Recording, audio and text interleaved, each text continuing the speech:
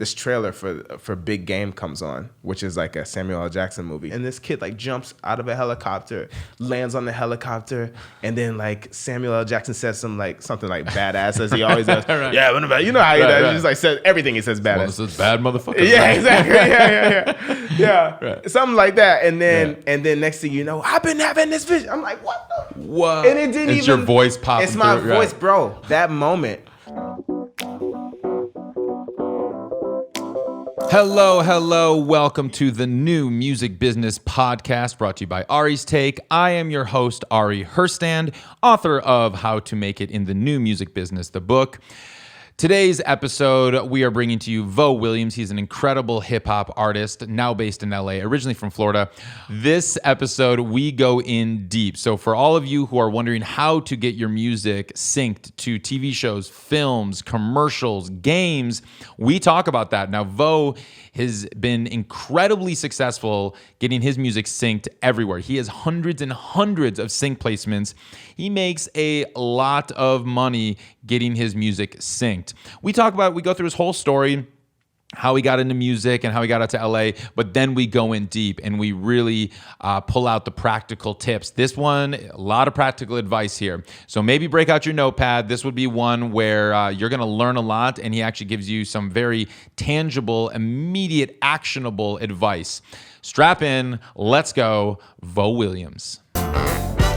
We're going to dig into everything sync licensing, and that's why I'm like super excited to have you here, because I've explored it from all different angles and have talked to music supervisors and sync licensing companies and artists who've done it themselves. Yeah. I'm really curious about your story and side of it, because I haven't talked to people who've been successful with it in the hip hop realm, especially independently. Right. So that is the most intriguing thing for me. Indeed. But I want to back up just a little bit and kind of get some of your story just to kind of understand where you came from, what brought you to LA, and then what got you into sync license and everything there. Right. So let's step back. Like, getting into music, where did that come from? What inspired you to start music? What was that like? Man, music kind of came to me at a young age, just like I think it does with everybody. Okay. Growing up watching Michael Jackson videos on MTV, and Metallica videos, and like really Metallica. Yeah. What year are we talking? Years are we talking? Oh, Is this man, like early 90s? Dude, late 80s? I feel like 1975, but early 90s though for sure. Like, dude, just like seeing a lot of the stuff that was happening in music. How old are you? I feel like we're the same age. Or do you not share this information? Question number one. Let me throw something at you. Yeah. All right. Either way. Yeah. I'm younger than Quincy Jones, and I'm older than Billie Eilish. Okay. I just met Quincy last week. Did it you was really? like the most epic meeting of my life. Yo, I was just thinking about that cat earlier today. I was having this random thought about people who tell great stories. Not only did he tell great stories, I mean, he was dropping wisdom bombs left and right. He was the most gracious, humble person. Like, it was an intimate event. I'm going to take a tangent here just to tell you about Quincy, because I'm still buzzing from this thing. And then we're going to get back to you. Yeah. But like, we were at this small event at Capitol Records. There was like 60 people in there. He was being honored by AKG microphones and headphones. People were lining up to talk to him. He's just sitting at the piano, and he sat with everybody as long as they wanted. Wow. And just having a long conversation, just dropping wisdom bomb after wisdom bomb. That's amazing. He's a gracious man. That's so dude. Legendary, dude. I know. That's Michael crazy. Jackson, he still has the #1 album, Quincy Jones, as the title of the #1 album of all time, with Thriller. Right, of course, yeah. Mm-hmm. Wow, that's crazy, dude. What a legend, man. I know. So you're watching Michael Jackson, Metallica. You're back. And how old were you? Do you remember you were when this was like? Yeah, I mean, affecting you. I was like 5, 6. And I remember for Christmas one year, my mom bought me this like little fake like microphone or whatever. Yeah. With like a little fake guitar, and it had like this is like way before like Guitar Hero, but it had like the little buttons on it, and you can like play little simple stuff or whatever. Yeah. So I just used to like sit in my underwear in the living room and just like like pretend to be Michael Jackson or whatever. Right. It was crazy, and I think it was just what I was responding to. Was not only the music, but also just seeing the power that people had to kind of like move these like crowds and like command. At a young age, you don't realize that that's what it is, but it's just it's so influential to see that. And And yeah, it's just like, those guys look so cool, man. Yeah. I even remember. Was it just through the TV or was you just going to through concerts? TV. Okay. Just the TV. Well, I mean, I grew up in Florida, in a small town in Florida called Sarasota. Sure. So we didn't have a lot of like live shows coming okay. through there. There wasn't like a big live culture there. Gotcha. Of course, Tampa's nearby, but even still, it wasn't like it is now. But yeah, dude, like the George Michael video stands out to me, dude. Faith, yeah. Sure, yeah. Just like, dude, like it's just something about seeing an illustration of cool in that way. It's just an expression of just like confidence in that way. Yeah. And it very much so was that, the aviator shades, like the leather, like, just like everything was just so visually stunning and bold. And I just wanted to live like that. I wanted to walk through life like that. Yeah. And that not only attracted me to making the music, but also living the life of a musician and just like feeling like an artist. You know what I mean? Yeah. Yeah. It just was a dope time, man. So you were inspired by all of that. Do you remember your first concert? Wow, the first concert that I've ever been to, I think was, this is crazy, dude. So my dad, I love my dad to death. Yeah. He's one of the coolest cats in our family for sure. Okay, and that cool. I know. That's great. But I think he just didn't know at the time who 2 Live Crew was. Okay. So we were like I was 10. I don't even know how I was able to. I was 10. My sister was 12, and my cousin Javaris was like either like 11 or 12 or something like that. Anyways, my dad's like, hey, I'm going to take the kids to see a concert. We're going to go to 2 Live Crew. They got this great song out or whatever. And I'm sure by the time it hit him, it was like the edited version of it, right? Right. And so we went to go see that show in Tampa. And so yeah, we pull up and, my dad's like taking the kids to go see a concert. Yeah, right. Bro, and it's 2 Live Crew. And I'm talking about it's 2 Live Crew. Yeah. Like they got girls on the stage and like, dude, that was one of the most X-rated things. That was my first, that was my first concert, man. You're 10 and you're watching this go down. Your dad is probably like put his hand over the eyes like, oh no. Man. I mean, at the time, I didn't understand any of it. I had no context for what was like X-rated and what wasn't. Sure. But I just knew that we got out of there quick. Like we were there like 15 minutes or something like that. Oh wow. The show started. Yeah, they had some girls come on stage and it was like, all right. So that was my first concert. Yeah. Very influential. Interesting. And so when did you think that music could be something you could pursue professionally? I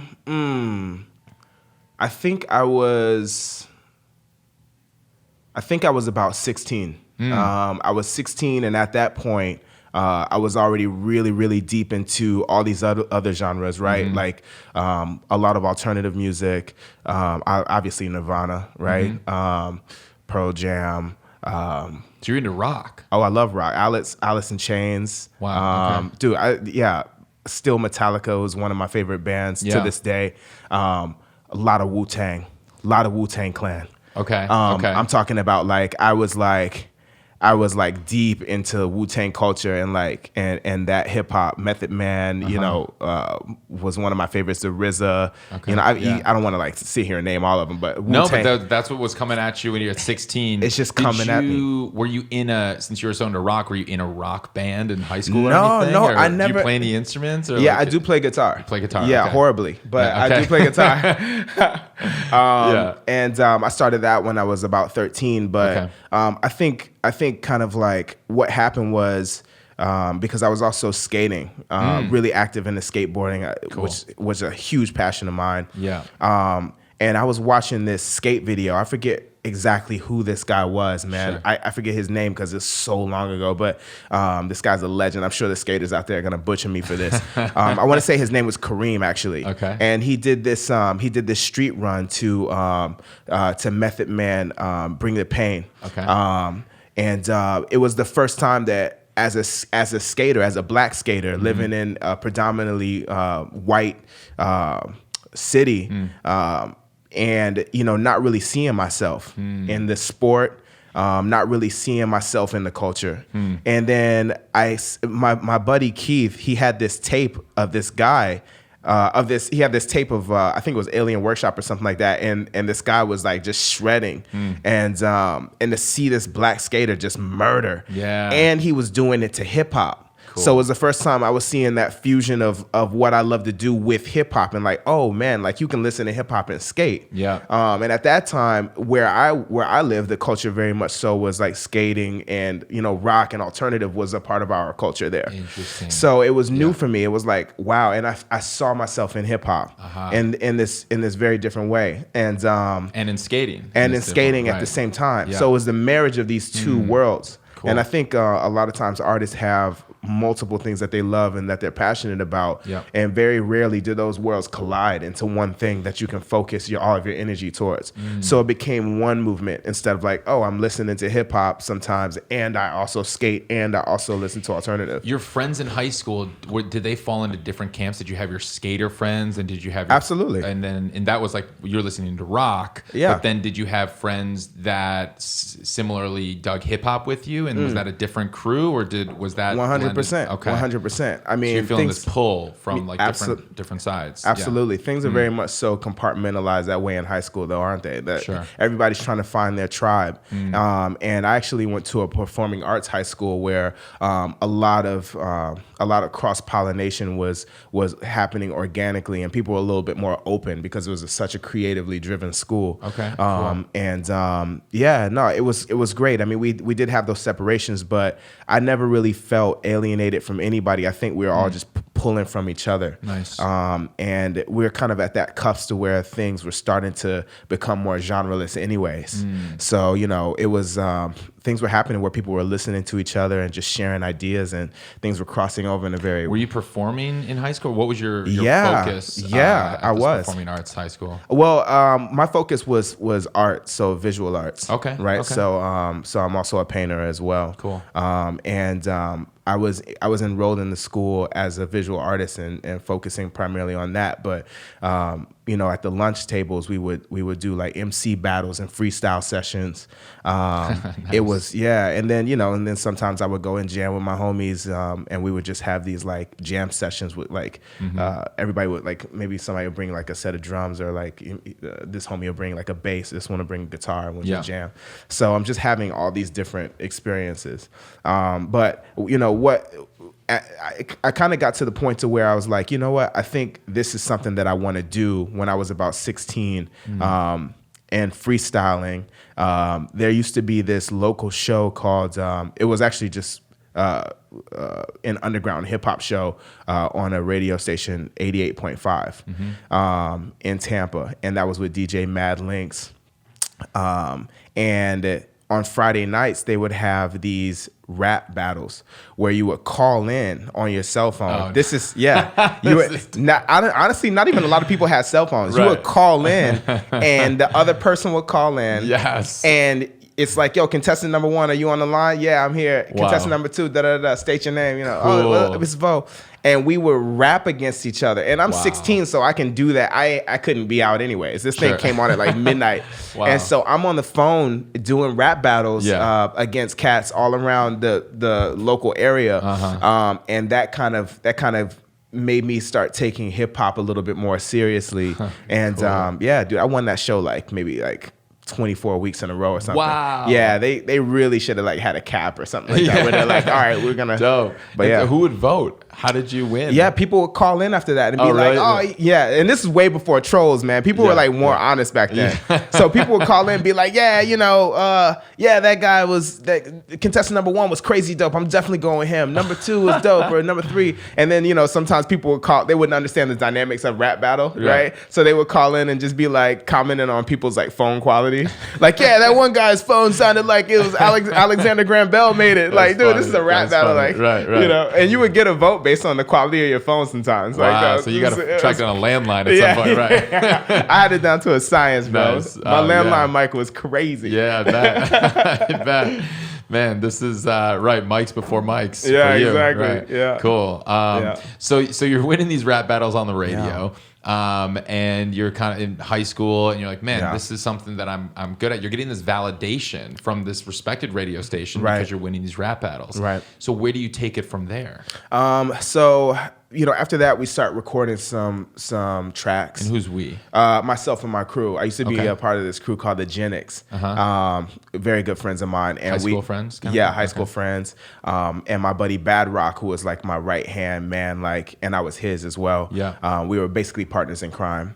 We were recording tracks on his 4-track tape recorder. I remember those. Dude, Gotta ping pong down to get more tracks and dude, shit. My homie Bad Rock was a genius with it though. He took nothing and made a lot. Like he actually is really inspirational to me still to this day in that way. And he always found a way to make it work. So we would just record just tons and tons and just learn how to make songs and find ourselves in the music. And Where are the beats coming from? Bad Rock was the producer. He made it. Yeah. Okay, He made cool. He made him on this MTV beat maker thing. What? I think it was on. I don't know if it was PlayStation or if it were. It's something, but it's a game. But it's like a game format, right?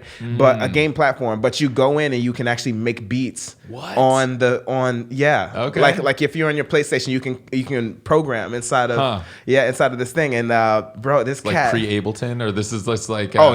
yeah. I mean, well, the thing is Pro Tools existed, right? But Okay. we couldn't afford that stuff. Sure, We're doing this in the bedroom, you know, putting up mattresses and Right, of course. mics with stockings and just looking around the house we need something that's like this and Right. inventing stuff. Yeah. Shout out to PlayStation for giving you the ability to make beats through a game format, and then you found a way to just play that. Would you put a mic up to the TV or something? Well, no, I mean, the mic we would run it through the 4-track, but okay. you mean in order to get the beats out? Yeah. That part I don't remember. Sure. I know that there was a sound card functionality or whatever. So I'm not exactly sure how he would get it off of that, but I gotta ask him about that. So we would make making music and then fast forward, man, to 18, I was on 106 in Park Freestyle Friday, which is a show that was on BET. It was basically kind of like your TRL countdown show. Okay. And it was, for black music, the place where you go and put your stuff out. I mean, when you got Jay-Z's got a new song, he's going to 106 in Park to debut it in front of all the kids. Sure. This is pre YouTube. This is pre. I believe MySpace existed. Sure. I think so. Yeah. But how did you get on the show? Wow. So, man, I think they had done an open call or something like that. Oh, they did. They did an open call. Cool. They said, hey, come down to the studio. Here's how we're gonna do the casting. They did it on the show. And I said, I'm gonna fly to New York and do this. I'm a battle. Because at that point I was like the battle guy. In my mind, I'm like, yo, 24 weeks in a row. Yeah, I'm like, yo, I'm on 106. Yeah. I'm on 88.5 locally killing it. Yo, let's go. I'm ready for New York. Yeah. So anyways, I go to New York and they have this casting call. Of course, New York. I'm not thinking this pragmatically. I'm just, I'm an 18-year-old kid thinking I'm about to go up here and just smoke everybody. Right. That's obviously. Right. So I go up there and obviously there's thousands of people out there because New York has rappers and people in New Jersey and Philly who could just drive there. But I wasn't thinking that. Yeah. I'm like, I'm going to fly up there and my chances are going to be good because I'm so awesome, right? Right. I get up there, I'm like, and then also everybody in the city who watches this show, because there is no other place to watch hip hop. There's no other place to get new hip hop. There's no Spotify. There's no Apple Music. Right. If you want to know what's happening, if you want the new music in hip hop, you have to watch 106 in Park on BET. There's nothing else in the world. Wow. So, they do this open call and of course everybody's there. Sure. It was very much so a part of the model, right? That old, how these old models, you actually talk about this a lot. The traditional ways of making success in the music business and how those things have shifted and changed with technology. Sure. 106 in Park was a part of that core model. Yo, get on 106. Yeah. That was like how you do it. Yeah. Either that or radio. Sure. It was like that. It was like those two things. Yeah. So needless to say, there's a lot of people out there. Yeah. That day I battled I battled maybe 10 or 15 dope rappers. Yeah. And I later got a letter in the mail from Lynette Granville. Hey, we want you to be on the show. Wow. I was like, this is a year later. A year later? A year after. I was like, maybe I didn't make it. Wow. I get a letter in the mail a year later, and I get on the show maybe 6 months or a year after that. Wow. Yeah, there was a lot of people, man. Yeah. And so, were you winning these battles, or how was Yeah. the format of that when you were at the audition? The audition was just call. they had us in a line, and then they would I think they would just have two people. These two people it's basically based on your position. So if you're standing in front of me, you're gonna turn around and you're gonna battle me in front of these people. Gotcha. And then we're out. And then the next two people, Yeah. And then if you make it to the next round, then just like that. Cool. So I was out there all day. Wow. And yeah, we did it like that. And I made it on 106. And was that so that day and then the year following that? Yeah. Was it encouraging or was it humbling, or like what did you feel coming away from that experience with these thousands of other rappers that you were kind of up against and seeing that they were dope also, and that you were now a small fish in a big sea versus a big fish in your hometown? What was that like? I mean, I was nervous. I remember being nervous to go anyways, just based on myself. I wasn't sure that I would be able to be the best me, and I was more concerned. I was more in my head about that than anybody else. And then to see all those other dope MCs, it was like, it was two things. It was one, super humbling, obviously, to be exposed to that in person. Yeah. But then also super validating to be able to be in that room and to survive. Yes. Because in my small town in Sarasota, Florida, that wasn't going down. Yeah. And I had people tell me, hey, man, we don't think it's a good idea that you go. Like my going there was very much so almost like I really had to believe in myself to go anyway. So how did you afford to go? Man, dude, like who's supporting that? Me. I saved the money. Bro, I've been working since I was 13. Hell man. yeah. I was working at Applebee's. I saved up some bread. Good for you. You know what I'm saying? Good. And that's not like a plug for Applebee's or anything like that. But shout out to Applebee's for giving you your break. No. Yeah, cut the check. Yeah, cut the check with that one. But I saved up some bread, man, and and me and my roommate Rio, we went up there, man. We did it together. Me, Rio, my buddy Tony, and my man Siege. That was the clique, and me, Siege, Tony, Rio, we all had developed. Being artists, being visual artists too, we developed this like marketing rollout with like merch, and it was actually quite. It was quite a deal, man, for our budgets. Yeah, the way we rolled out there, man, we killed it. You developed this rollout for what? For the record that you were doing at the time, or how did you do that? So when I knew that I was coming to 106, I made a mixtape. Okay. Right. So I'm like, all right, well, I'm going to 106. I can't go without. I gotta go there with something. I'm about to blow up. Yeah. Right. Exactly. Right. I gotta leave some music. Right. So we cut a mixtape. There was like 20 tracks on it. Okay. And then we designed the cover for it. We designed actual merch.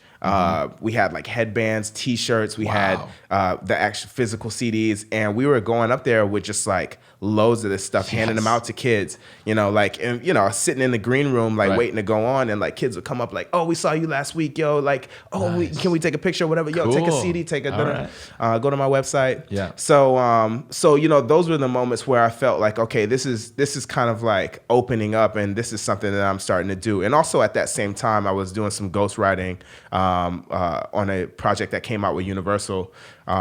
Explain what that means, ghostwriting. Ghostwriting is basically, ghostwriting is what any other genre would just call songwriting. Okay. Right. Whereas you write a song and then a great artist would take that music and express that music and put that music under their brand. Right. So people write for Beyonce all the time. It's a very normal thing. You wouldn't call that ghostwriting, but in hip hop, you would call it ghostwriting. Because you don't get credit? You do get credit, yeah, for sure. Okay. But for some reason, it's called ghostwriting. I mean, you're not supposed to.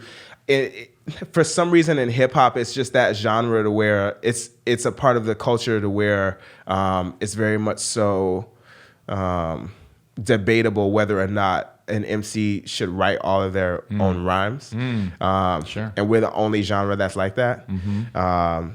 And Well, maybe like folk, Maybe folk folk, singer right, songwriters will typically, they're not singing other people's songs. Right. So like singer songwriters, that's the Singer-songwriter, that's right. in the title. Right. You'd see that there. But right, in hip hop, I expect that the MCs are, they're rapping writing their their own own stuff. stuff. Yeah. And I don't know why it's that way, but it's that way. Okay. And Right, because in pop, I mean, more times than not, the artist either didn't write the song at all or just was one of 5 co-writers. Right. And it's all it's a very collaborative process. Absolutely, which is why there's Which is great. Such great music in that Absolutely. So you were ghostwriting. So what does that mean? Would you just write at home and send in the tracks, or would you go into the studio with the artist and collaborate in person, or how did that work? Actually, these records, we went to Atlanta to DARP Studios, which is Dallas Austin's studio. Okay. And he's a legend himself, like Quincy Jones, but he's like almost like the new Quincy Jones. He worked with everybody, including Michael Jackson. Wow. And we're in his studio with Jazzy Faye, and working on the record together in that studio. And so that was my first ghostwriting, songwriting experience. And this is all happening at the same time as I'm going on 106 in Park. So I battle for 106 in Park. I'm waiting. I have this ghostwriting experience with Universal. I'm waiting. Yeah. Then I go on 106 in Park. Yeah. So was it just the one experience of ghostwriting, or were you a regular guy that they would call in? Well, this at that time I was kind of like signed to this very independent label, and so it was, we were working on music constantly, and this was one of the projects that was coming out from that label. Okay. Actually, there's a song on that album that synced to that Universal synced to what is the name of that movie? Something Malibu. What year are we talking? We're talking 2007, 2006. No, not 2007, 2004. Okay. Yeah. Malibu. Something Malibu with Jamie Kennedy. Oh, okay. Yeah. I don't remember. It's what is the name of that movie? Anyways, so this song synced in that, and that was actually my first time seeing. First taste in sync. Yeah, I didn't actually. I'm not on that song, but that's the first thing that But because you're a co-writer on it, right? I'm a co-writer on the album, but not on that track. Not on that track. Yeah, but it was so the first you time didn't I really saw get paid somebody. for that sync. No, that wasn't me. Yeah. And for these ghostwriting experiences, would they pay you to be there, or would you just get a cut of the royalties, or what was that business model? It was a royalty thing. Okay. Because he was my label mate. So it was an opportunity. They were very much so leveraging the opportunity to work with Jazzy Faye, who at that time was like Jazzy Faye. And Lil Jon were both at that time like your guys, and actually Lil Jon produced on that same album as well. So you would go in, you'd co-write, ghostwrite. You would be an official co-write songwriter. And like you'd register with all of the stuff, or would it be 100%. registered? Yeah. Oh okay. yeah. And then you theoretically, if the songs did well, you'd make back-end royalties for that. Absolutely. Yeah. Okay, cool. I just can't go out there and say. It's just taboo for me to go out there and say, "Oh, I wrote verse number 2 on that song." Sure. You don't do that. Yeah, but you're just a collaborator. So when you look at the credits, you'll see your name under songwriter. Yeah, absolutely. Okay. Yeah. Cool. So you're still in Florida. When did you move out to LA, and what inspired that? Man, I moved to LA 10 years ago. All right. And it's Happy been a 10-year anniversary. Thank you, sir. That's Appreciate exciting, it. Right. Man, I wanted to just get out of Florida, and I needed a change. Yeah. Man, I feel like the Highlander, dude. There's so much. I'm also very old too, so. Okay. But I won't tell you my age. You won't tell me your age? I'm gonna figure this out. I'm making this math equation here. I'm figuring this out. 2004. He had this thing. 106 happened here. He's 18 over here. So 1976, right? I'm driving down the road. Oh, I just got my license. Right. Oh man. Yeah. No, but about 10 years ago, I felt like very stuck and stifled creatively, and also just in life. I think that I hit this point where it was like, God, nothing. I had already done 106 in Park years before I had come here. So, I was like, man, what else can I do? Like my last week on 106 was in front of Jay-Z, Wow. It was Black Album Day. Wow. We shared the stage with them. with one of the great at that time too, and still. But at that time, Black Album Day, Jay-Z's retiring, and I'm like right there with him, sharing the stage on my last. I'm like, yo, you can't get better exposure than this. Right. If it's gonna happen, Yeah, you know what I mean? Yeah. But it's yeah, it's just and time had passed, and I got to a point to where I was just really kind of like just feeling in a funk and just stuck, and I was like, I need to get out of here. I just wasn't myself, and I came to LA. I visited with a few friends, and I was like, man, I got a taste of the weather, and I was like, I'm staying here, dude. That's what does it. That's what did it for me too. I was in a Minnesota winter, and I came here, and I left a blizzard, and then I got here, and it was 70 degrees and sunny. I'm like, wait, why do humans live anywhere else than right here in January? Yeah, absolutely. Yeah. Right. So okay. So you love the weather. You had a couple people you knew out here. Yeah. And then you needed a change. I needed a change. Yeah. Did you have anything set up when you got here? No, nothing. Okay. I very much so at that point was in kind of like a dead spot musically. Okay. I was mostly just doing like some odd work here and there and stuff like that, just to tie loose ends. But but yeah, no, it was just like it was just a very weird time, man, and yeah, I was starting over, man. I came here. Yeah, and then fresh. So so I'm assuming you're still making music. You're making music out here, and always. And then when did the sync licensing thing start to happen? So I was still creating, right? And I had a session with this guy Ricky Luna. This was like 2012. I had a session with this guy Ricky Luna, who I was set up with via a good friend of mine from back home, actually, Brian Alvarez. And he was like, yeah, Ricky wants to collaborate with a rapper. You're like, this is what he's saying. He's like, you're one of the dopest rappers I know. I don't know if I believe that, but this is what he said. And and so we went. I went into the session and we made a couple of tracks, and it felt good, man, to be with cats who are being successful in music and who are making dope stuff. And it just I felt more like myself again, creating again here in LA, and finally developing a home here. To be in the studio was like, even with having work here and just kind of figuring stuff out, I didn't feel grounded here. I was like, I still felt like I was visiting here. And it was that moment where I got in the studio and I was creating with him regularly that I felt like I'm developing my foundation here now. And so we were working, and one of the sessions, I was introduced to this producer, Samantha Powell. She goes by the name of SJ. Okay. And they were working on a record together, and I was introduced to her, and we became great friends. We still are friends to this day, all of us. And then later, maybe like a year or so later, a friend of Samantha's was coming to town. This guy Dan from London, and Dan was coming to town to work on some tracks for Sony. And he, I did not know this at the time, but he is just like absolutely a killer in this space.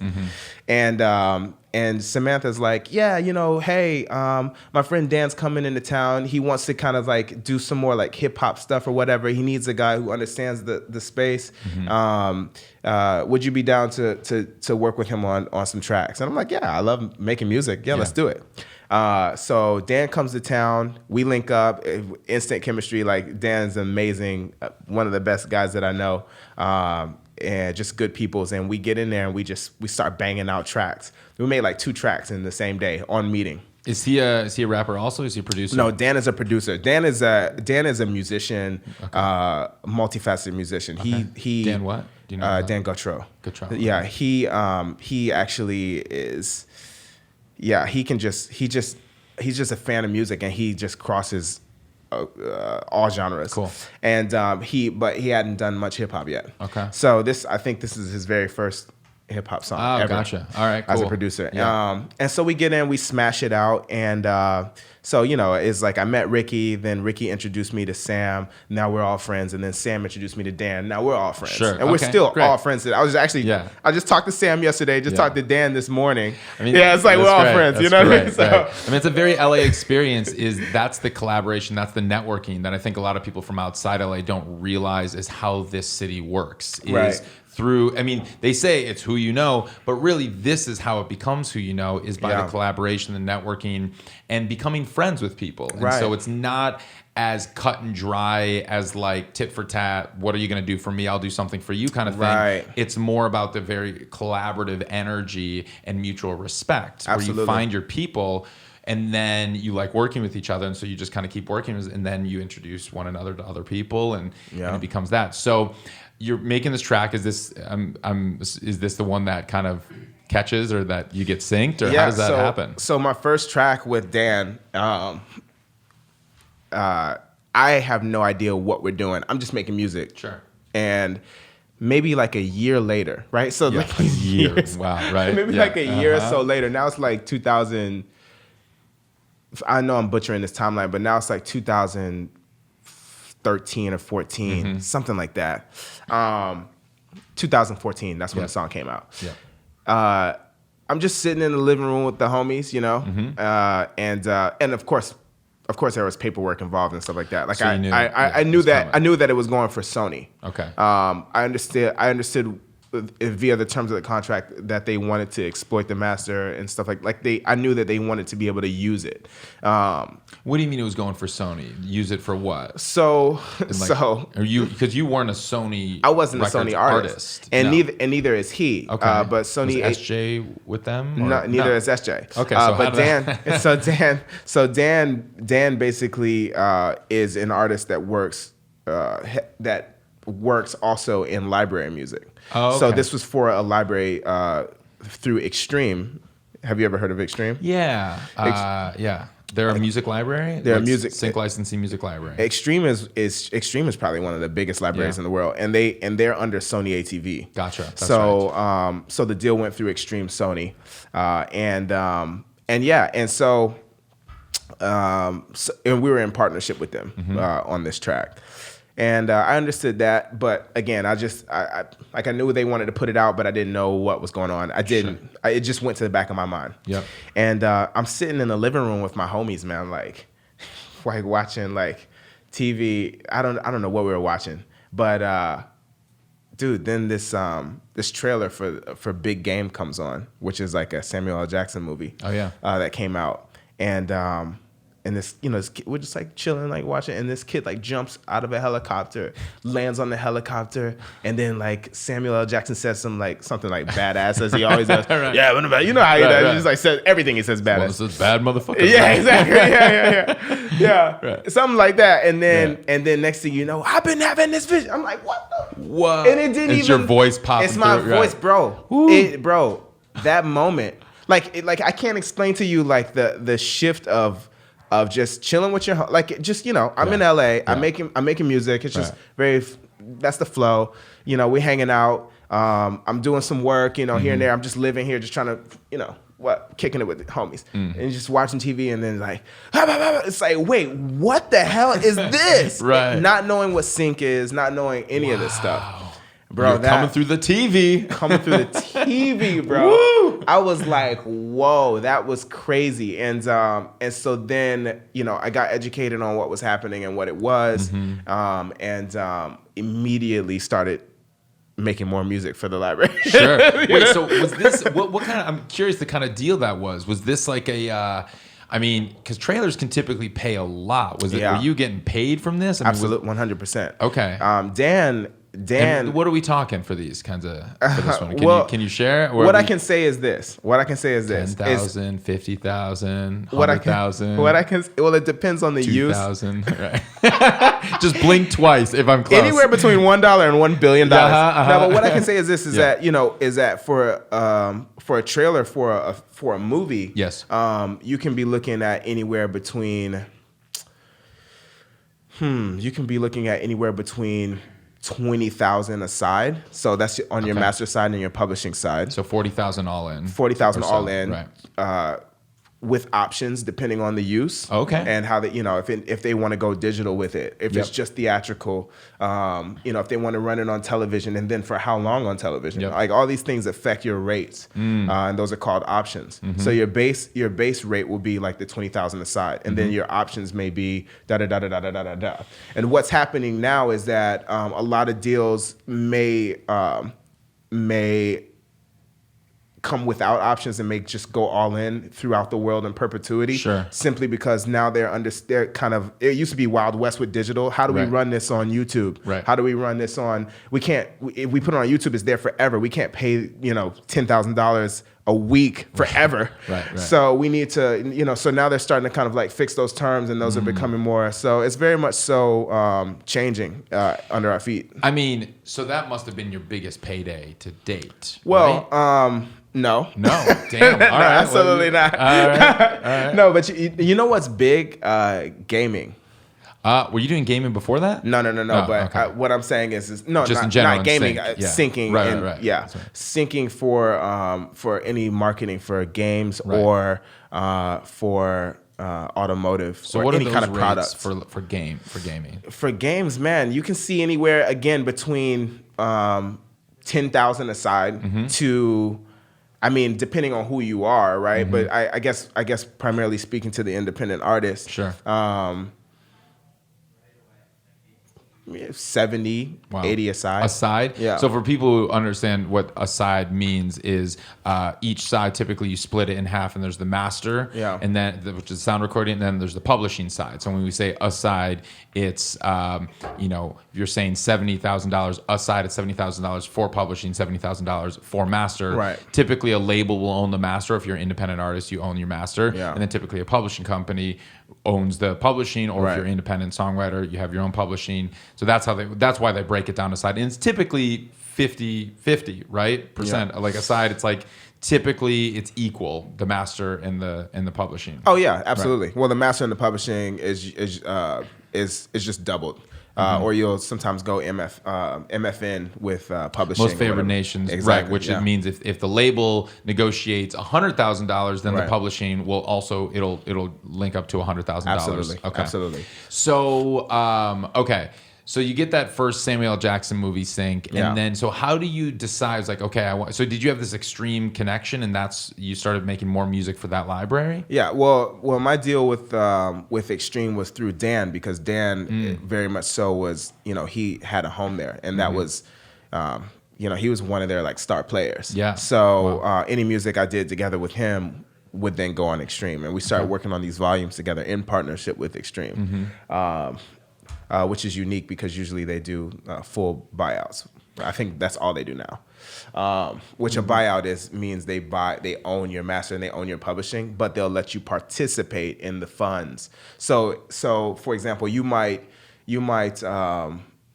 participate, and participation basically means you still get paid your percentage, but the ownership language is different. You don't actually own it. So you can't really release the song on your own? No, you can't release it or anything like that. Yeah. Gotcha. So they own it, they represent it, but you still get... You still participate. Right. Do they pay you like in advance, or do they pay you work for hire to own that, or what is the deal here? Well, typically, if a company wants to buy you out, then they should definitely pay you a fee or leverage some kind of value in order to attain that ownership. And does Extreme, are they taking, what's the commission that they're taking? That commission in terms of what they're paying artists to own their stuff? No, well that too, but I'm curious about that. But more so like if they get let's say $70,000 aside, what are they taking from that, and what gets passed through to the rights owners? Extreme is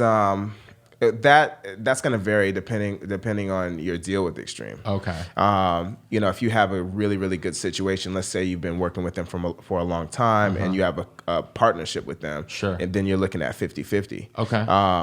But you may not, depending on what you're bringing to the table, who you are, how you existing in this space when you do the deal, that percentage may come down. But I wouldn't like if a person is getting like 20/80 or 30/70 in favor for extreme, but they're a brand new artist.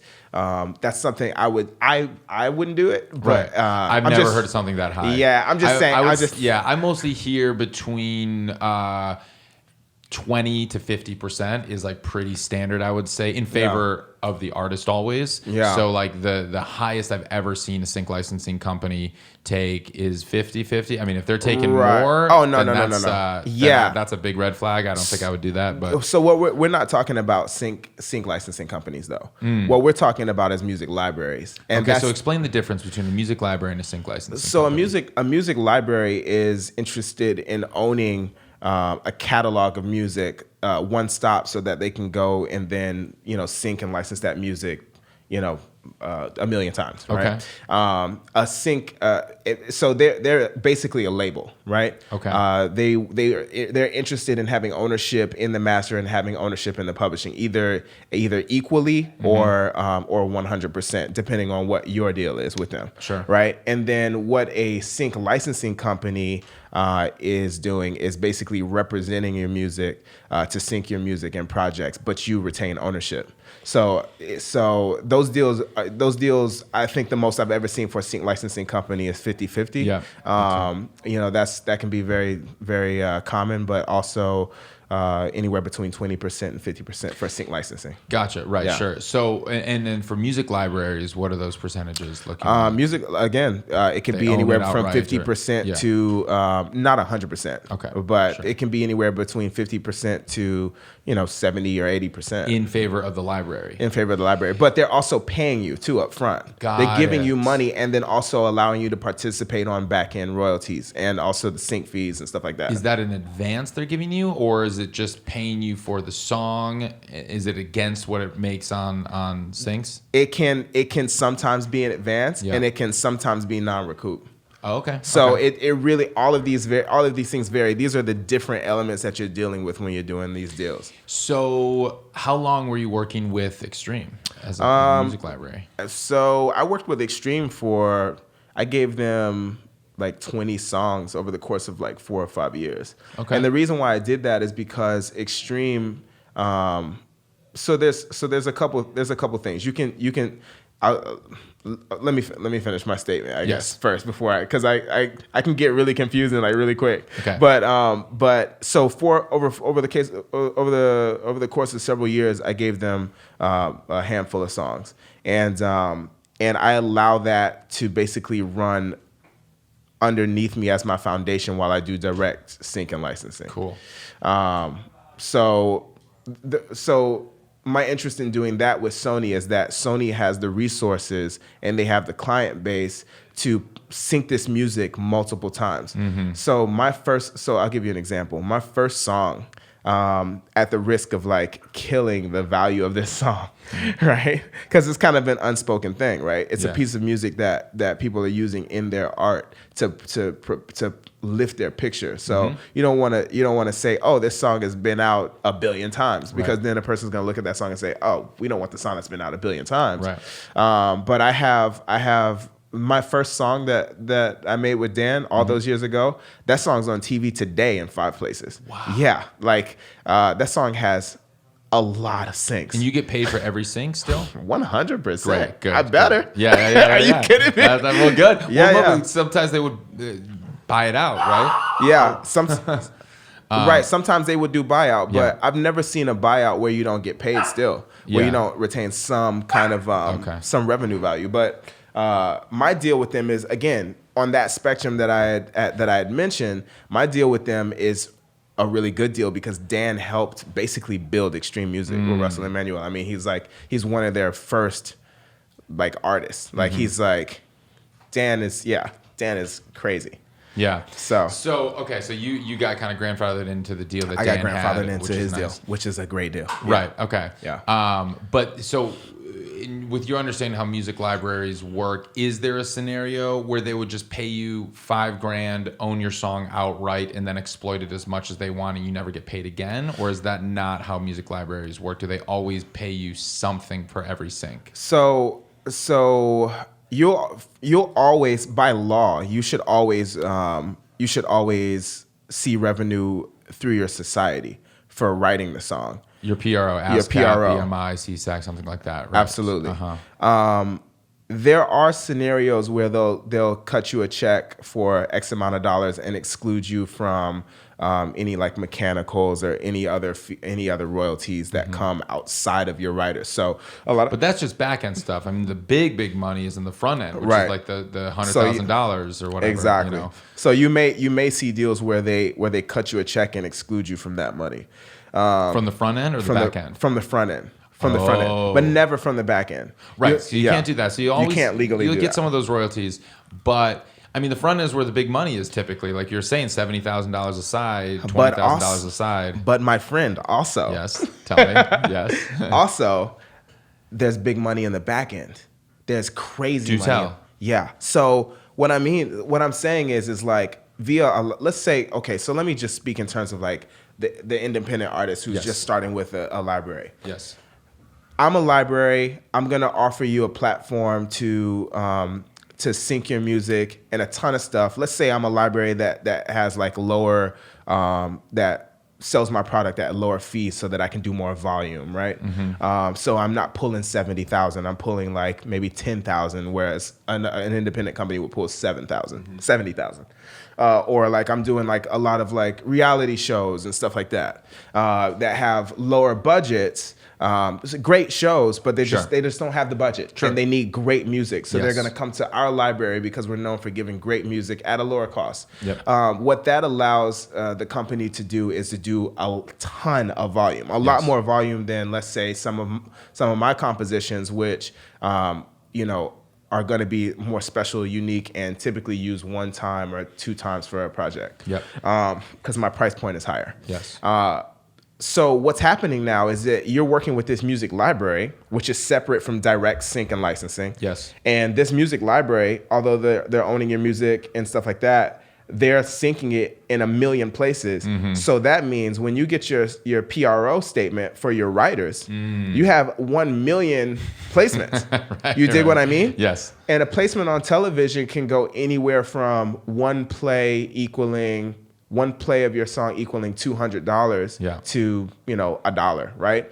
But we're talking that stuff like really adds up. Gotcha. Okay. Like I know some people. Let me put it to you like this. I know some people who have only done music libraries, like music libraries that are operating in that vein. I know some people who have only done music libraries over the course of the past 10 years, and they make 7 figures a year, fam. Holy shit! They live off of their royalties, just the PRO royalties. Fam, it's crazy. They live off of their PRO, and the beautiful thing about music libraries is that they are always pushing that music, so it never stops. Whereas, like, let's say you put a song out let's say you wrote something on the new hot pop star who came out. That's amazing. That's great. Congratulations. But that song, you can't sync Rihanna's Umbrella to a new video game. Right. They need a new song. They need a song unheard of, something something unique. So that's the thing that happens with royalties I feel like on that artist facing or consumer facing, right? But with music libraries, it's like this, and then it just goes, and it falls a little bit. Because these songs are typically by unknown artists, and so they're not as recognizable. They're there to kind of to fit the mood of the scene. Right. These are typically, like you said, reality shows, that kind of stuff. Right. Now that's music library stuff. Music library. Yeah, stuff, and they're gonna sync you. They're gonna sync you in 1,000 TV shows, which means a lot of money on your PRO, on your back end. Music libraries is how you kill it on your ASCAP BMI. That's how you get that bread and forever. Gotcha. And so, but they're not making much, if anything, on the front end, because oftentimes the average artist is not. The average artist is taking a buyout fee, which is okay. Take that buyout fee and give these people a lot of music and watch, and in about a year and a half, because it takes time. In a lot of territories it takes longer than that internationally. In about a year and a half, you'll start your journey of collecting regular royalty checks. Like I know how much I make. When I tell people what I make, I always tell them based on my average upfront sync stuff on my direct stuff, and also on what I expect via my PRO. Like I know how much money I'm gonna get every quarter. It's always consistent. Really? Yeah, it's pretty much always consistent. It fluctuates maybe 2 or 3% at most, up and down. Because you have so many songs in rotation right now on various shows, right? And like because the library via stuff. music libraries. Music libraries are what's doing that. So are you still actively making music for libraries, or did you transition to working directly? Do you have a sync licensing company right now that you're working with? So I'm working with the sync licensing company at the moment for direct sync and licensing. But before that, over the past years, even when I started with I'm not making any more music library stuff. Okay. Not because it's not great, because it is. Sure. But it just doesn't fit in my business model right now. It's I'm focused on other things and my goals are different. Okay. But yeah, I mean, I've been syncing myself independently up until last year. And what do you mean syncing yourself independently? Like you're going to music supervisors and ad agencies directly. Hi, I'm Vo. What's going on? Absolutely. Do you want this music? Absolutely. How did you figure out who to? That's what you really need to know. That's what this. All right, now we're gonna get into it. All right. So how did that happen, and what's that process like? Music libraries. Okay. So Sony put me everywhere. Yes. I wish I could tell you.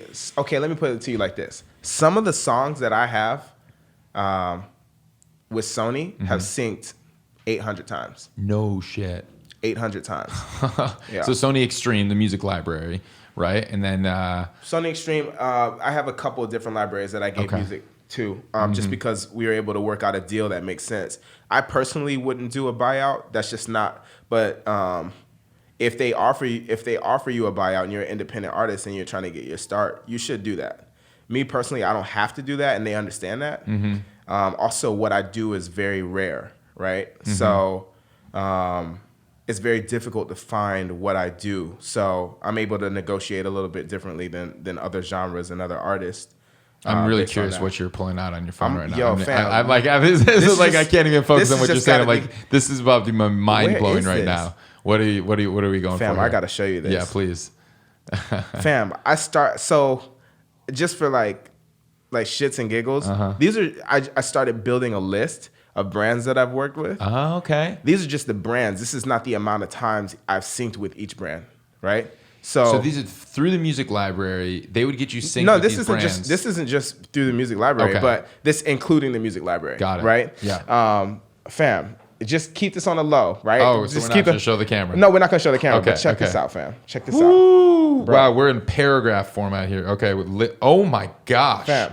Well, this is now we're way past 100. Fam. That's incredible. Fam. I just started this. It's probably going to take me like another month or so. These are just brands. That's just brands. That's We're not not how talking- many times per brand. And we're not, so I've been on MTV Ghosted, right? For example, 5 times, right? And so that's just So this it's includes all the networks, but also like brands, like advertisers, those commercial brands, that kind of stuff. Yeah, brands, film studios. Well, no, not studios. Okay. So what we're talking about is like TV shows, Okay. brands like Nike, Adidas, stuff like that. So let's talk about how you went direct to any of these brands or anyone to get your music synced when you so you had your music with Extreme, you had your music with Sony, they were placing you a bunch of stuff. Then how did you go independent? So basically what was happening was is that I discovered that there was no hip hop in this space.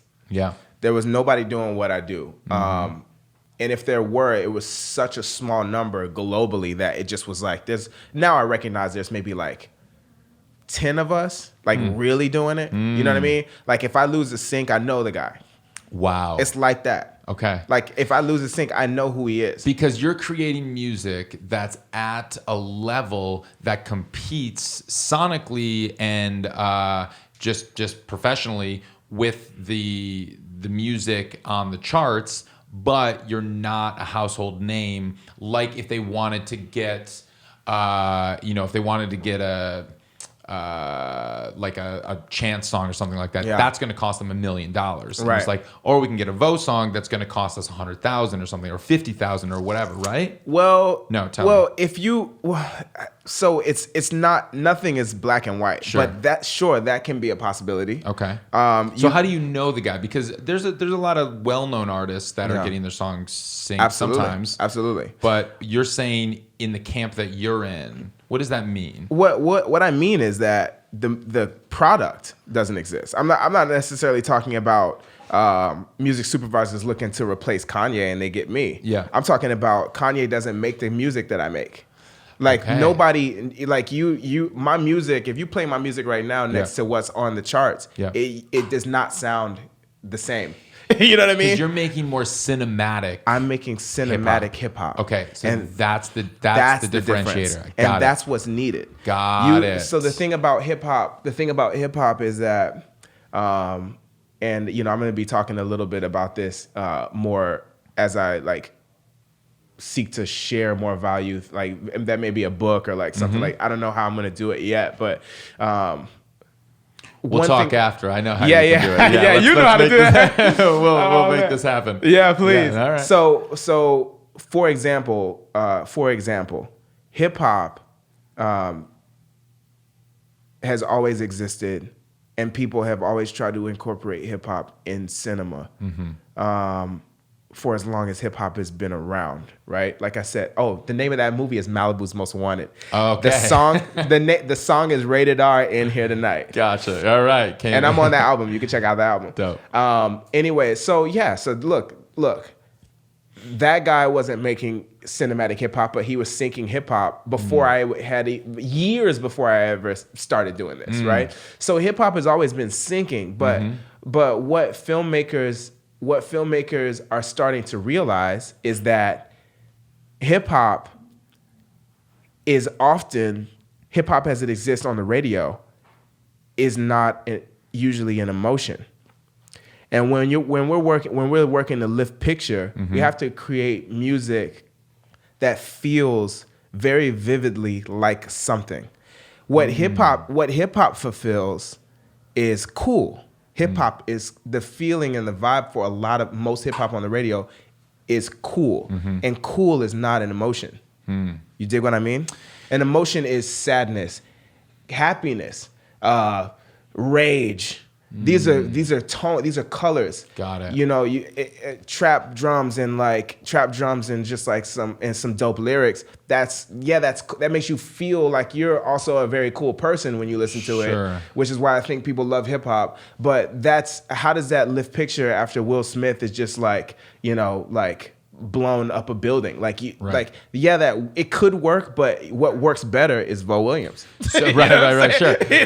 But when you go into studio, when you're making music now, do you think that way? Is this how you're creating? You're saying, okay, well, let's make a song that feels the way that when Will Smith blows up a building, this song could play. Is this part of the creation process now? That's always an afterthought, right? As musicians, we always have that moment after we create something we love. We start, we look at everybody in the room. We like, oh man, and this is, even if you're just making like, oh my God, Rihanna would kill this, or we always do that after we make something we love. Okay. But I very rarely go into a session with that. That's just the way that I make music is just authentic to how I make music. What has happened is like I said, man, when I was just a young guy, I was listening to like Metallica, like Michael Jackson, and watching these videos of Metallica playing in front of 100,000 people, and that music being so big that it reached all the way to the back. And so when I started to create hip hop, I always wanted to make the kind of hip hop that had that kind of size, that kind of space to it, because this is what I grew up loving. And I've always thought in terms of a rapper, but also through rock, which is very great live.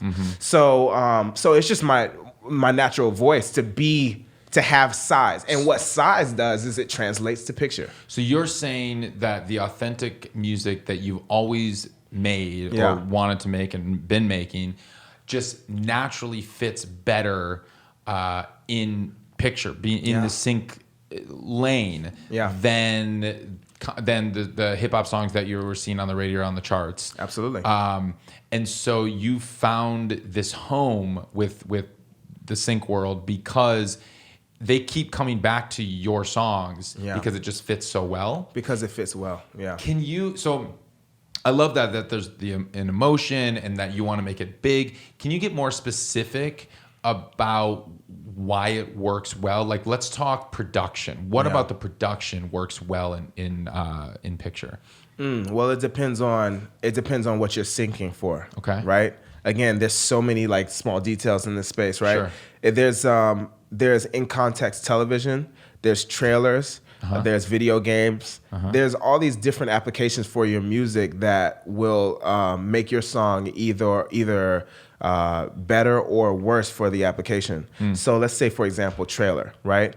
The music that I make for trailer, I probably won't fit very well for in context, like on Empire. Okay. You know what I mean? Because it's dramatic. It's got so much size to it that you almost need it to be. It's just too much for it to run like sound effects and dialogue over. Gotcha. You dig what I mean? Sure. So yeah, trailers usually have a lot of twists and turns, big moments with the title comes on and then the actor like shoots the dude in the face and and quick cuts, and so there's a lot of movement that's happening there. Right. And could you imagine like watching like Seinfeld and then next thing you hear is like that Hans Zimmer Right. but then I did it like it just doesn't. So there's a lot of different things that go into it. Sure. There's things there's sensibilities that you develop working in the space and understanding the different applications and how to create a toolbox for editors.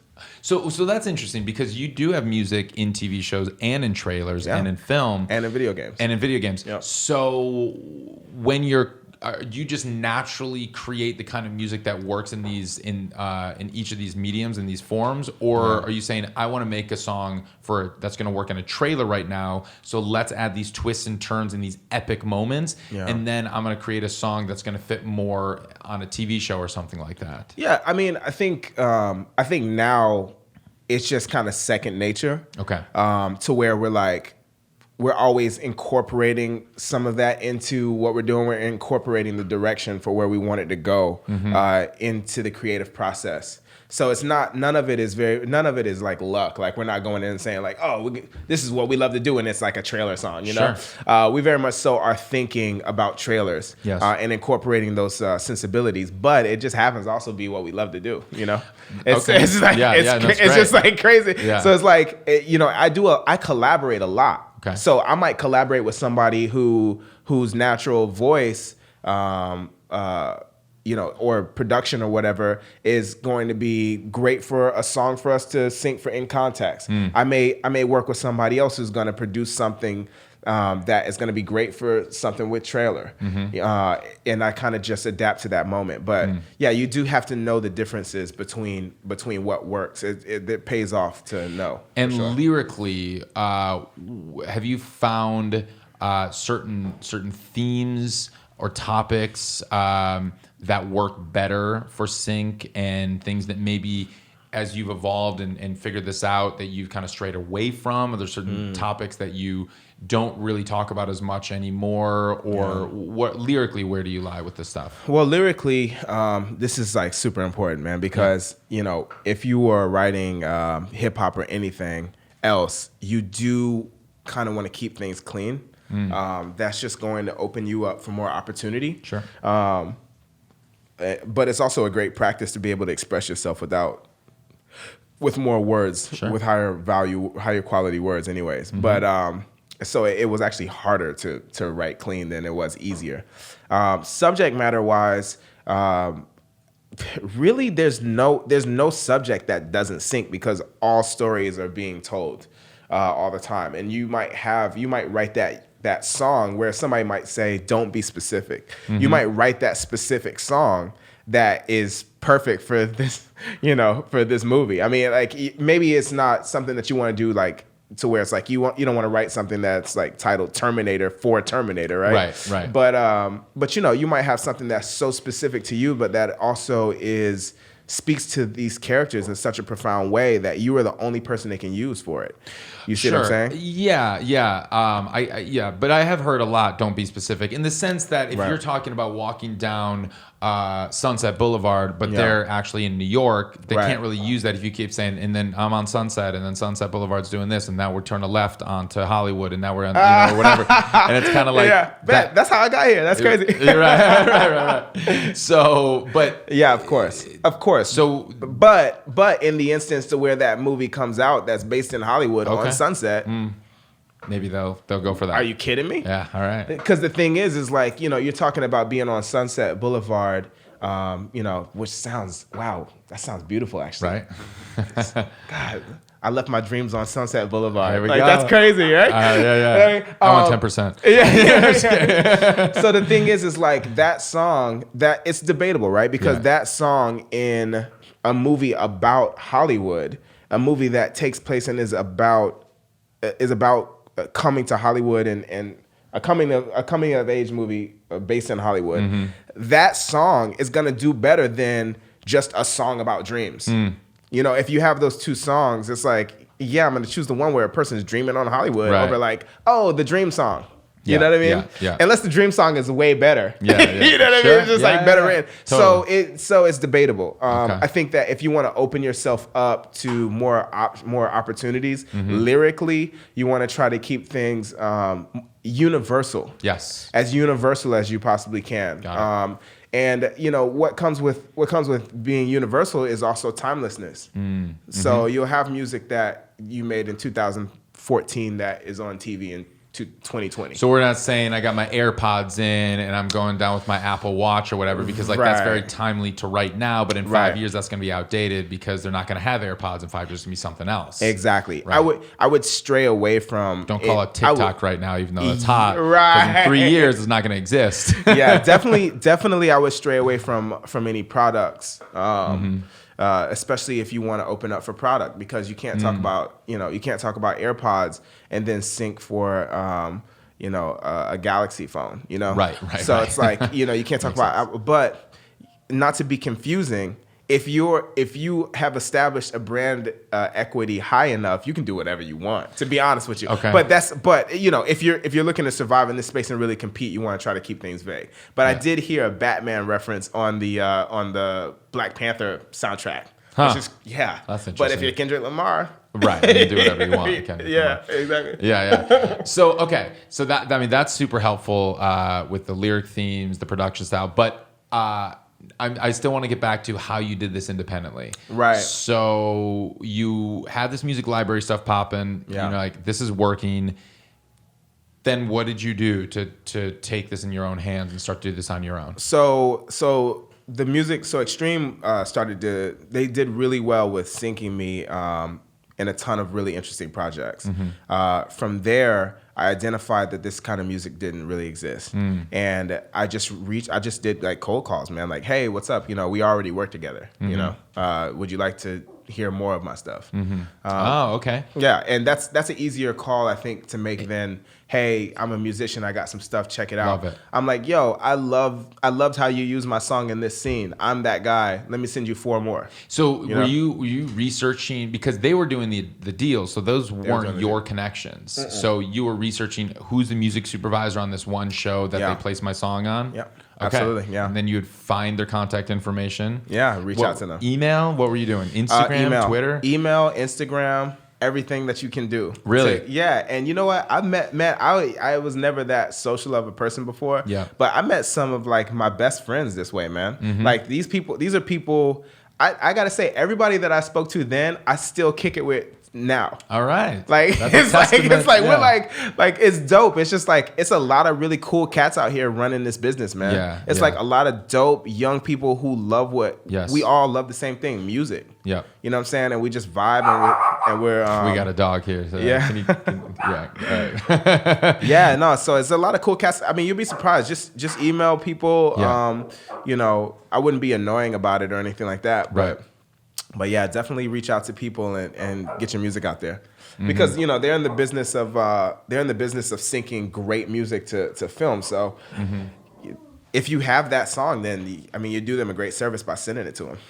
I mean, that's yes, that's a great sentiment, and I think, the fact that you're in initially was you've already placed my music in the past. Yeah. That was an in. What would you recommend to artists who don't have that history with? I mean, yes, we all like to think that our music works perfectly on every show and on everything. Yeah. What advice would you give to people who don't have that history? Yeah. Didn't work with Extreme, but do believe that their music would work in sync? Where do they start? Where do they begin? And then how do they go about that? What's the process? Okay, so I hope that no music supervisors shoot me in the forehead for saying that. But this is a process that I think if you take enough time to figure it out, you'll figure it out anyways.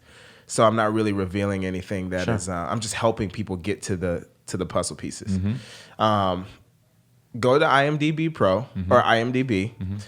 Look at the projects that you think your music works for. Let's say you created a song and you were watching, I don't know, name some TV show that you like. Euphoria. You're watching Euphoria. Oh, wow, that's a good one. Jen Malone's on that one. Jen Malone, right? Dude, Jen Malone is... She's going to come on the show. Is she really? Yeah. Yo, say what's up. I will.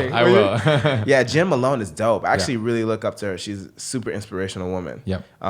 Which, there's a lot of dope ladies running this business, man. Yep. And more are coming. She's one of them. She's a boss. Yep. Anyways, Euphoria. Okay. If you can get Jen's attention, then you're good money. Because Jen is like, dude, she picks the best. I mean, she's insane. Yeah. She picks the best music. But okay, Jen Malone. God. Don't do this to Jen though, because should we pick a different one? So, what's a show that isn't run by a? I mean, I don't know. I don't know, man. Maybe Jen does. I don't want to speak on her behalf. Maybe she does appreciate getting emails from artists. But let's say for example, you look up the show and you find on IMDb Pro or IMDb that the music supervisor is this person. You find their contact. Then what you want to do is make sure that your presentation is tight, right? What does that mean? Your presentation means that your song, first of all, you need WAV files, right? There are host sites where you can basically upload all of your music, the lyrics, the contact information, all that stuff. What do you use? Like Disco. I use Disco a lot. And you want to also make sure that your metadata is tight inside of your actual file, right? So that's who do I contact for this? Who's writing on this? Every single writer on it. I need to know the master side and the publishing side of each writer for contact. So if you're assigned to a publishing deal, send me that person's email. And then if you own your master, send me your email. One writer. Writer 2 is independent 100%. I need his email. Writer 3 is on a label and published. I need who do I clear for master at the label? I need who do I clear for master at the publishing? Because if I love the song, I may only have an afternoon to clear this thing. Yep. And I need everybody's information right there for who I can reach. Otherwise, it's a nightmare because I'm calling you and then you got to find him. And then so don't make a pitch until you have all of that information squared away. Have your stuff squared away. Be on point with it. Not only will it probably help you get the sync, but it'll also put you in good favor with these people, man, because I've seen some of the stuff music supervisors get, man. It's a shit show, man. So yeah, I mean, just make things easier for yourself and for them. You're a business. So what's the all right? So you pick a show that you think your music would fit well on because you watch the show and you're like, you know what, I make music similar to the music they use on the show. Indeed. And then you go into IMDb, you find the music supervisor, you find their contact email somewhere. Right. What is the subject line? Interesting. I would say, that's actually very interesting. Because they're getting 1,000 emails a day. Why would they open this email from somebody they don't know? I have your mother locked in the basement. And then that'll get open. No, I mean you don't want to say that, but I would say, of course. Oh my God. That's a very interesting question, right? Because that's the $1 million question. How do I get somebody who's on the phone with Kanye West and trying to find the rights for Smokey Robinson to open my email. So your in was you've placed my music in the past. Right. I think you'd like some of this new stuff. Now, somebody else, what I've heard, now tell me what you think about this. This is what supervisors have told me in the past. If you put a subject line, sounds like Coldplay, or something like, if they're in need of a Coldplay song, a Coldplay replacement, or something like that, or like, that's smart. Then That's they're a like, good I'm one. going to open this because like I do need a Coldplay replacement. I need something that sounds like Coldplay or something like that. Right. Or maybe an idea is if you're watching that show, you could say sounds like an artist they placed last week on last episode, so they know that you've been doing your research and your homework. Or you can put that artist's name in the subject line, and that'll get them like, oh, well, I did just place this artist. Absolutely. Not a well-known artist. Why are they contacting me about this artist? I love this artist. I just placed her last week. Yeah. Then they open the email, and then you say, I love the show. You do such a great job with the music. Maybe open with a compliment. Right. Say you placed this artist who I discovered through the show. Yeah. Thank you for turning me on to this artist. My song is actually very similar in line with this artist, and maybe that will get your email read and listened to and opened, right? Absolutely, yeah. Okay. I think that those are, bro. You gotta write my emails. I will pay you top dollar to write. I'm horrible at that, but no, these are all things that you can do. I think for me, what was unique about my situation was that, I had this like very small like window that I can kind of crack open a little bit. Yep. Reaching music supervisors is definitely one way to do it for sure, and you should, and also sync licensing companies, because they have the relationships with these people. They're already established with them. A lot of them are working on shows themselves, and they have music supervisors inside of their companies. So that may even also be kind of like an easier avenue. So have you worked? So you said you were doing this on your own independently for a few years, but right? Recently, you've joined with a sync licensing company. Just recently, and I would say that if you don't have, because I very much so was just kind of like hustling the angle that I had, and I also didn't even know about sync licensing companies. Okay, so I just was doing this stuff independently, and I got so good at it that it was like, why am I giving anybody a percent? I already know these people that you're sending the music to. Yep. But I think that if I'm starting out and I just have music and I just want to start syncing, I would start with researching sync licensing companies in tandem with reaching out to music supervisors. But I think a sync licensing company is definitely your way to go for sure. Quick plug for the book. I have 25 sync licensing companies listed in the book in the sync licensing chapter with the email of what you got to write to these companies. You are so dope. Yo, we got to talk after this about the book, bro. You got to put me on, all man. Right. I love it. You're coming to third edition. That's fresh. Yeah, that's fresh, man. Yeah, that's it. Okay, so you can contact sync licensing companies in tandem with contacting music supervisors, doing the reach out in that smart way, targeted with full metadata, all that stuff. Indeed. Because music supervisors, they're working on projects. They're under the gun. A lot of them are not just sitting around waiting for people to get music. And I'm not saying sync licensing companies aren't grinding too, because they grind hard. Yep. But I think that they're just a little bit easier to walk up to and say, hey, let's listen to some stuff. Sure. You know what I mean? So why did you decide, since you already had all these contacts, why did you decide to work with a sync licensing company and give up a percentage? So I wanted to scale. I wanted to scale up. Okay. And I was already doing well independently, but I wanted to scale up, and I met some people who are just some of the most amazing people that I've ever met. And I was like, I like, if I'm doing this well by myself, if you believe in my music and you were representing my music, I know people, they just got to meet you. Sure. And people were just like you. If you were a sync license, I would give you some of my music, because I know if anybody met you and they just like sat across from you, they would listen to what you had to say. Okay. You know what I mean? Yeah. And so I found these people with this talent who are already doing well with their own people, and we just had the synergy, and we decided to work together. And it allows me to focus more on music and to also be in all these other places at the same time. So it's been great, man. So I would start there if you're indie, because they have the groundwork to already set in place to just plug you in and to kind of get you started. Amazing. Yeah. Amazing. Super helpful. Great tips. So where are you at now, and what does the future of Vo Williams look like? Yeah, lay it on me. So I'm trying to figure out how to get what I do to translate more into that artist brand type vibe. And so I've just been having a lot of fun with branding myself as an artist and putting myself more out there as a face. So that's the future. That's the next step. Okay. Of course, like doing live shows and stuff like that. Right now. Do you perform much? I haven't. Okay. I haven't since 106 in Park. I haven't performed live yet. You know what? I got to link you. Do you want to play live? Yeah.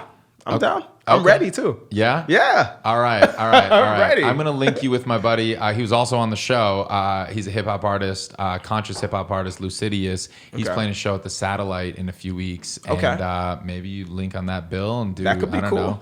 Something. But you guys should know each other because you're both real smart hip hop artists in Los Angeles who kind of, figured a lot of things out on their own. So Indeed. yeah, your work ethics are very similar. Thank you. Which is cool. Thank you. All right. So you want to play live more? I want to play live more. Obviously put more music out. I have a couple trailers coming that I obviously can't discuss until they come out. Sure. Plus I want this to like kind of live forever. So I don't want to date it. Like, I'll be on Family Matters tomorrow night. But I'm on TV tonight. Cool. I got tons of stuff out. Does it still surprise you when stuff happens, or do you know every sync that's coming now? Oh yeah, no, of course. I think before with the thing with music libraries is that they have one stop, so they're signing off on stuff and kind of letting you know after the fact. Sure. But with direct sync, which is another side of it, that and you're also going to see higher fees on the direct sync side. That stuff they have to clear with me before they can. Okay, so the deal that you have with your sync licensing company is that they will clear everything with you. Absolutely. In advance. Yeah, absolutely. I mean, they have the sign off; they can roll with it. But for the most part, we just respect each other. Where it's like, hey, and we're friends. Everybody I work with, you got to make sure that you're surrounded with good people that you actually like, man. Cool. Like I will go to your cookout if we work together. Like nice. Your wedding, so. We're talking all the time anyways. And it's like, oh yeah, hey, here $100,000 is coming tomorrow from Mercedes. Right. Okay, that's dope. It's like, it's not like, we have a relationship. Like we know each other. So I know everything they're working on. I know what I'm up for. Cool. I know what I've lost. I know what Amazing. So, amazing. Yeah. That's great. Cool. Well, that's exciting. Vo Williams, thank you so much for coming on the show. Thanks for having me. I appreciate you, man. This has been really helpful and incredible and, awesome. and really inspiring.